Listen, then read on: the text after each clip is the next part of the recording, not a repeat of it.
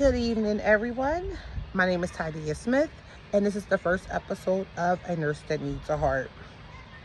This vlog is very dear to me. I have been attempting to start this vlog for over a year now. Because of my diagnoses and my symptoms, it has been really challenging for me to get started. But today we are here, and let's get into it.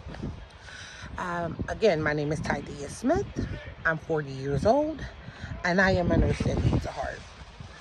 I made this vlog to describe my diagnoses, to vlog some of my troubles and appointments, to help others who are going through the same diagnoses or just the same signs and symptoms that I'm going through.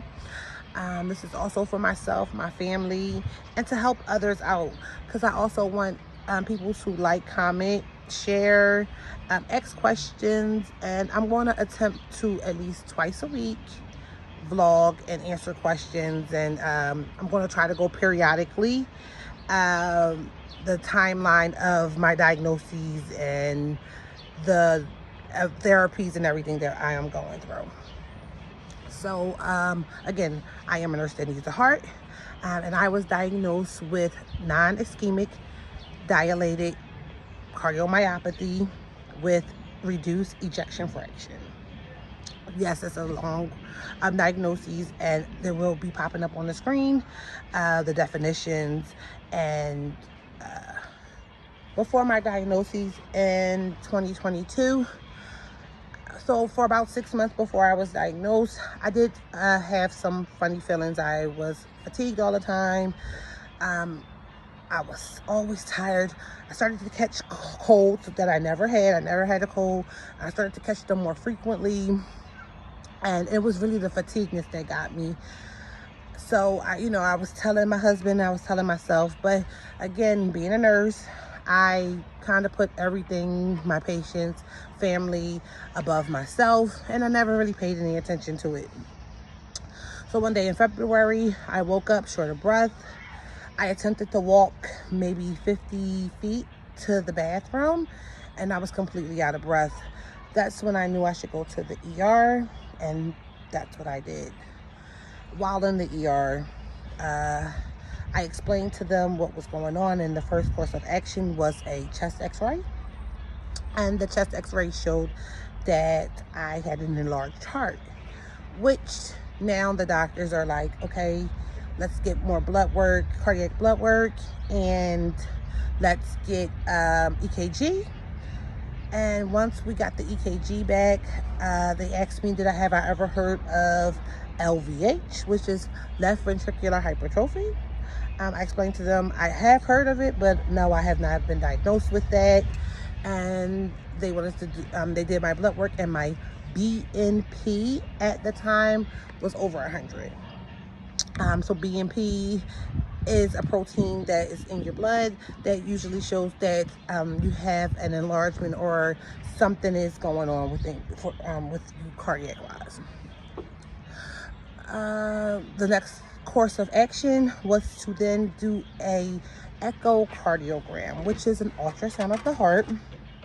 And when that was completed, I got the devastated news that I was definitely, and I was in CHF, which is congestive heart failure, which I had fluid on me, and that was making it difficult for me to breathe, and that my ejection fraction rate at that time was at 27%.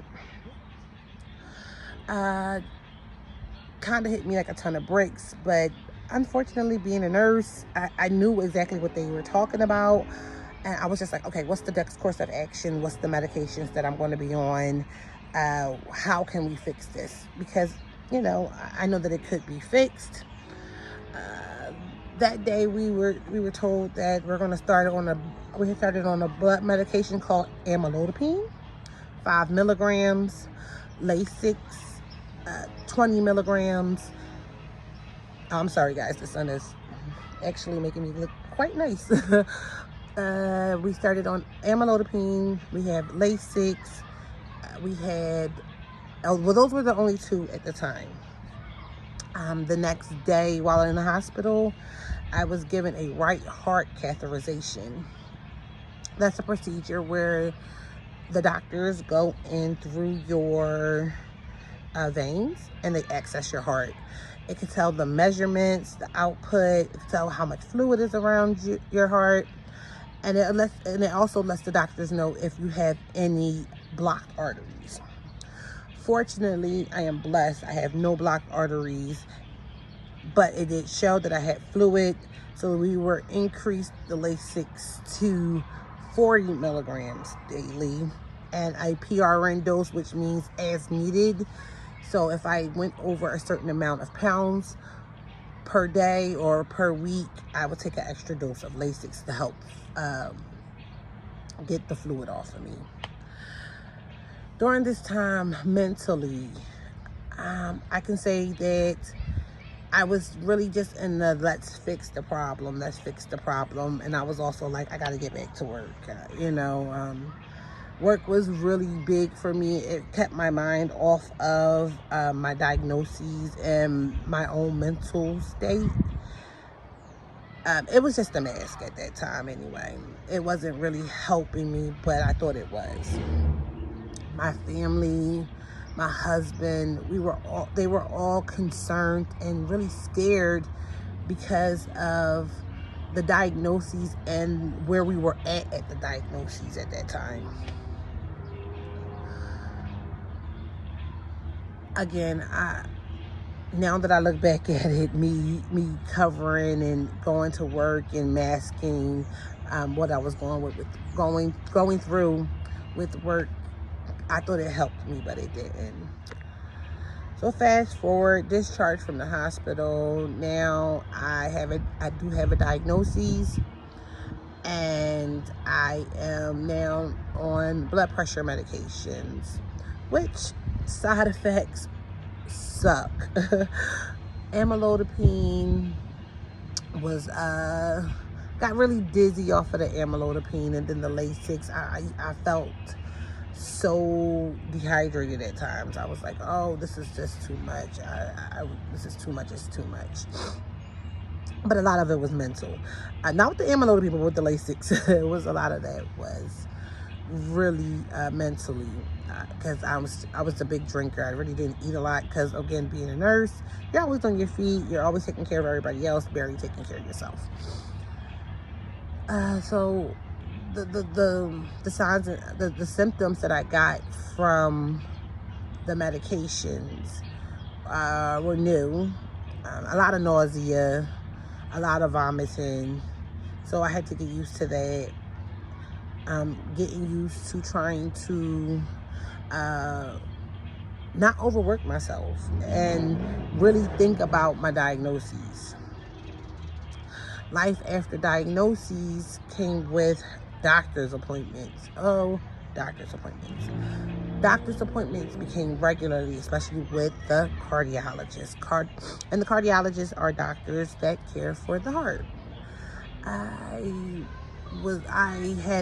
have a great cardiology team, and my cardiologist, he was absolutely great with me and with my mental state, and even with being a nurse and knowing that I can probably, he thought I was going to be non-compliant, but I had to explain to him that I want to live. I was not a person who was going to be non-compliant, that I definitely want to live. I wanted to live for my family, my children, my husband, my mother, my aunt, mother-in-law, everybody else. I just wanted to live for everybody. So that was really my on the top tier of, hey, let's try everything.